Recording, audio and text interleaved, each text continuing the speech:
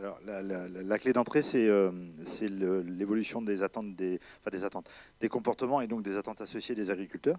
On passe, pour faire simple, d'une génération d'agriculteurs en attente d'un fort accompagnement technique à des agriculteurs qui aujourd'hui sont plus en attente d'un accompagnement technico-économique et aussi d'un accompagnement qui leur laisse plus de place dans la prise de décision.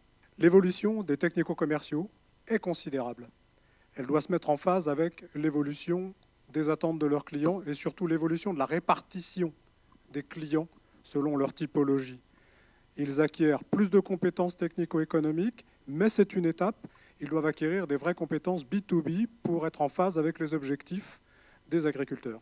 Ça pose le même niveau de difficulté aux technicos et aux éleveurs, c'est d'arriver à être en communion d'intérêts, de mode de raisonnement, de façon à être compatible. Voilà, on est face aujourd'hui à une problématique de compatibilité. Alors pas forcément dans l'expertise technique, l'aptitude, là on ne l'a pas, on peut la cultiver, on peut par des processus de formation mettre des béquilles sur certaines attitudes carentielles.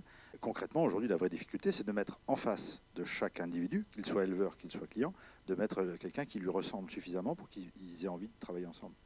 Et la difficulté sous-jacente de cela, c'est la capacité du management des entreprises, des organisations, à mettre en place un mapping, un mappage des technico-commerciaux qui correspondent à la typologie des clients en face.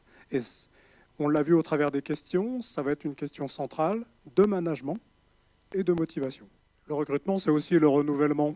Et on a à la fois des problèmes de remplacement des générations précédentes de technicaux et puis des problèmes de niveau de compétence ou de qualification.